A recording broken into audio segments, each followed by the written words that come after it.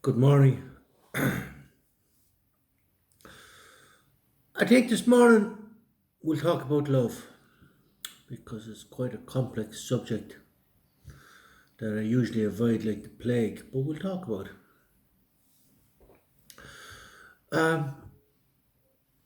I'm not usually in the habit of repeating myself, but if you want to know my concept of love, it's an abstract concept. Love is an abstract concept because lots of people have all different concepts of what love is.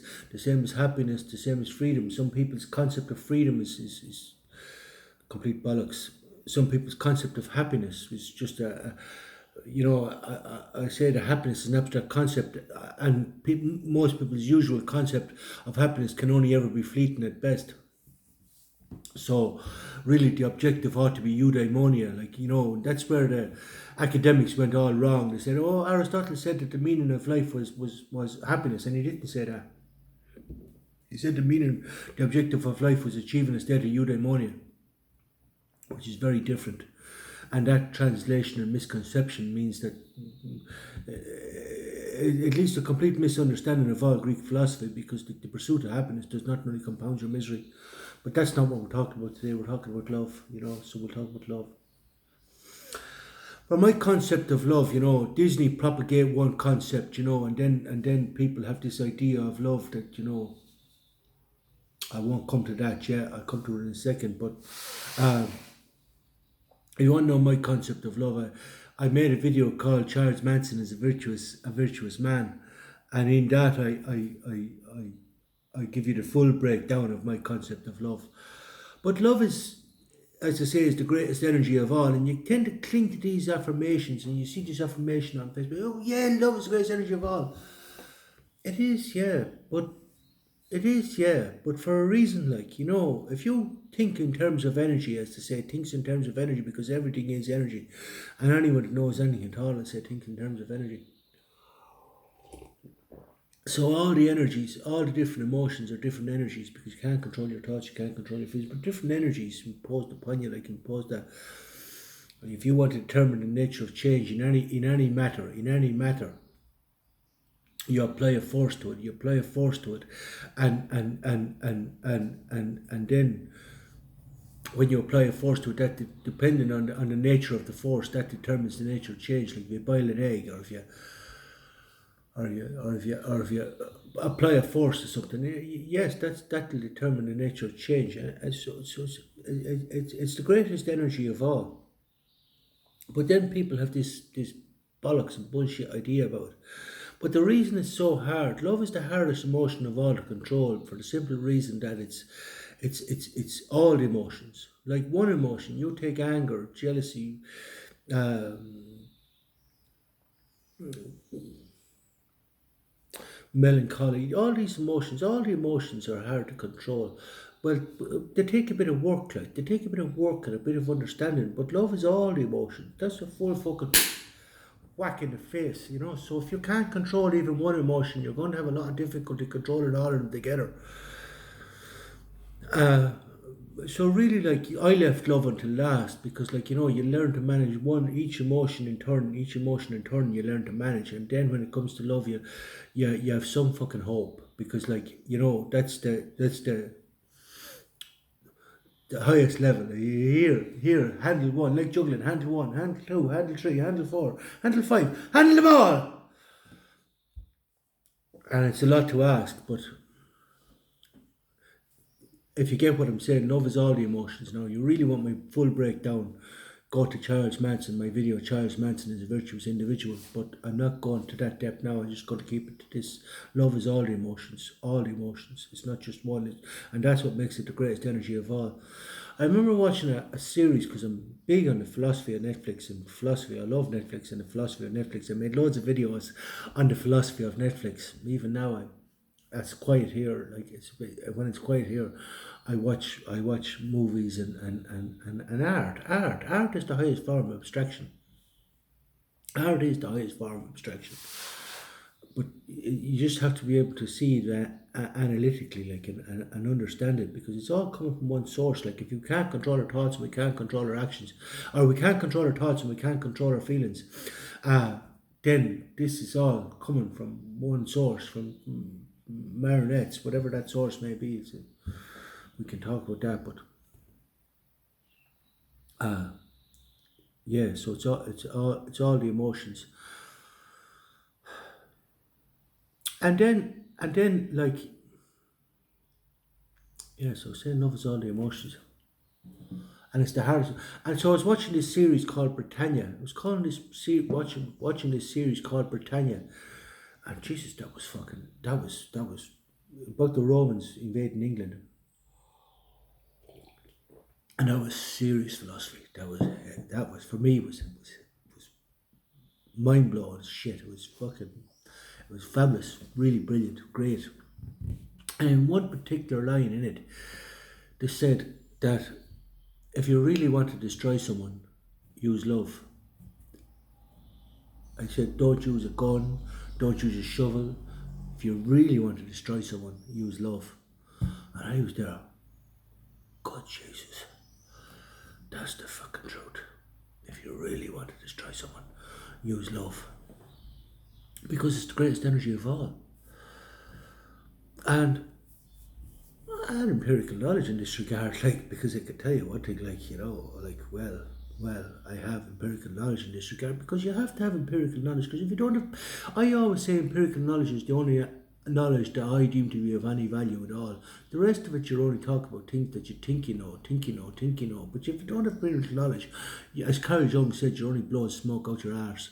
So I'm grateful for that empirical knowledge, because without that empirical knowledge, as I say, I would be only blowing smoke out my arse.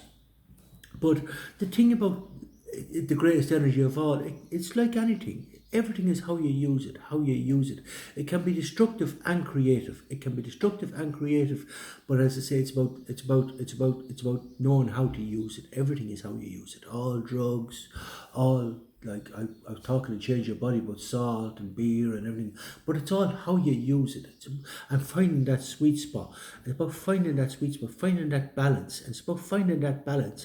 And this can only be found through experience and trial and error, like alchemy, finding the right balance, the sweet spot. But this, you're not going to read this in fucking books, because we're all individuals and everyone's going to have different tolerances and different everything else. You're not going to find this in books. The only way you're going to find this is having the courage to fucking subject yourself to these experiences, and then you manage to find that balance. But I remember at one point in time I was asked to read Women Are From Venus, Men Are From Mars. I don't know if you're familiar with the book. I'm not. I didn't read it. I refused to read it. I said, no fucking way. No fucking way. I said, I don't want your fucking manual. I don't need your procedures and protocols. You can take that and fuck right off. I don't need that bullshit. And I never regretted that.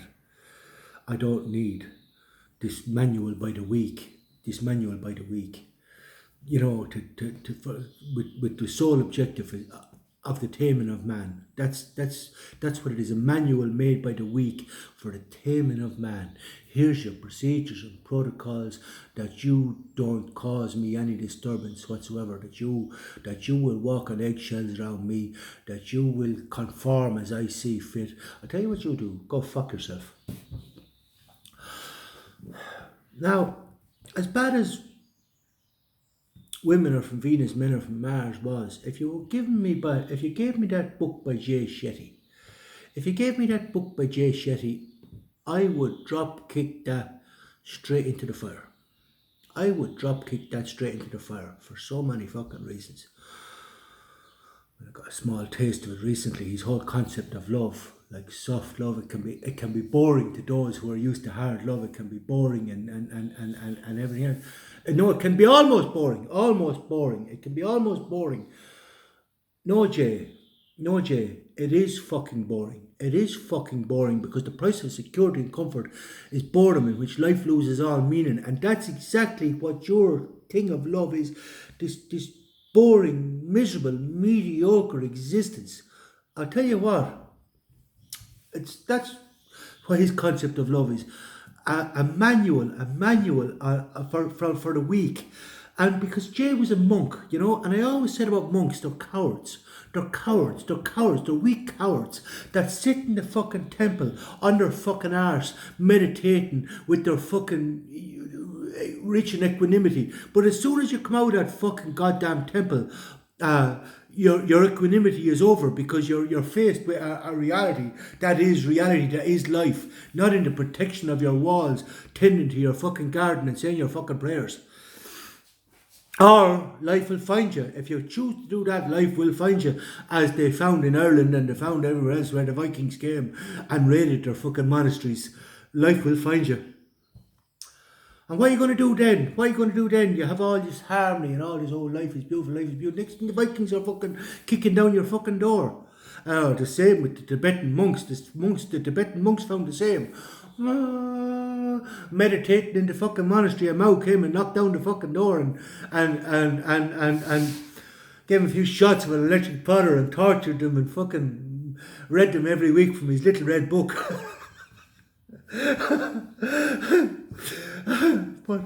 but as Manson said, everything is love. Everything is love. If you understand that people cannot be, don't control their thoughts and don't control their feelings, everything is love. Because like love and light are one and the same. Anyway, you can look at that video if you want to look at that video. I'm not finished. But yeah, I then will talk about, you know, my concept of love and everything is how you use it. When I talked about, you know, building an empire before, I said you have to free the slaves from tyranny and then re-enslave them, and then I will teach them how to free themselves. I said, what tyranny, Dave? What tyranny, Dave? We don't see any tyranny. Oh, are the Russians, is that tyranny? No. Weakness masquerading as morality is tyranny. Do you understand this? Weakness masquerading as morality is tyranny. For the last 2 millennia, the weak have been in power, and that's what I'm saying. I'm freeing slaves from tyranny. Weakness masquerading, as I said again, weakness masquerading as tyranny. Weakness masquerading as morality is tyranny. Yeah. And yeah. So I had this plan before. I'm still working on this plan. I'm still working on this. I have grapes here. I'm still working on it. A little side project I'm working on for the inoculation of grapes. Because I cannot see any reason why I cannot inoculate grapes the same as you inoculate a person, vaccinate a person. I'll give them a small dose. And let them adapt and overcome. But the problem is that the grapes are hybridized. The last place I was in, you had to spray the fucking grapes 4 times a year. And I said, spray the grapes 4 times a year? How bad do I want fucking grapes? No, let the grapes fucking die if they want to die. Let the grapes die. They're weak grapes, let them die. I said, let them die, and we'll see, survival of the fittest. Let's see, will they survive? Let's give them no spray. Neither live or die. But I'm not supporting this weakness, this hybridization. I said, if anything, what we have to do is reverse the hybridization process, because the grapes have become dependent on this fucking shitty spray, and they become progressively more and more weaker and dependent. That first of all, you would have needed one pesticide, and now 4 times a year, different pesticides. I said, fuck off. I really don't fucking think so. So the first thing you have to do, like an addiction, is break that addiction. You have to say, no, you either live or die now. And then I can start to inject them with small doses of whatever the disease or the thing that affects them is. I can spray them and let them adapt, let them build an immunity, let them small doses and let them build an immunity, the same as you inoculate a person. This is nature. This is why I wouldn't take no COVID jab or anything else. I said, no, my give me COVID all you fucking well want. My body will adapt. My natural immunity will adapt. At small doses. And next thing I want to say before my time is nearly up. People talk about addiction. Oh, you're addicted. Oh, you're addicted to phone. Oh, you're addicted to beer. Oh, you're addicted. The Stoics say that comfort is the biggest addiction. Attachment is the biggest addiction. That's the one that causes the most suffering. But you get these people who might be married to an alcoholic or going out with an alcoholic or going out with a drug addict and say, oh, you're addicted, you know what I mean, you're addicted. I say, listen, the big problem here is your addiction, not mine. Because the big problem is if you weren't addicted, you'd be able to fuck off. Leave now. Why don't you leave? And then you'd have no problem, would you? No, you wouldn't. I make it off this.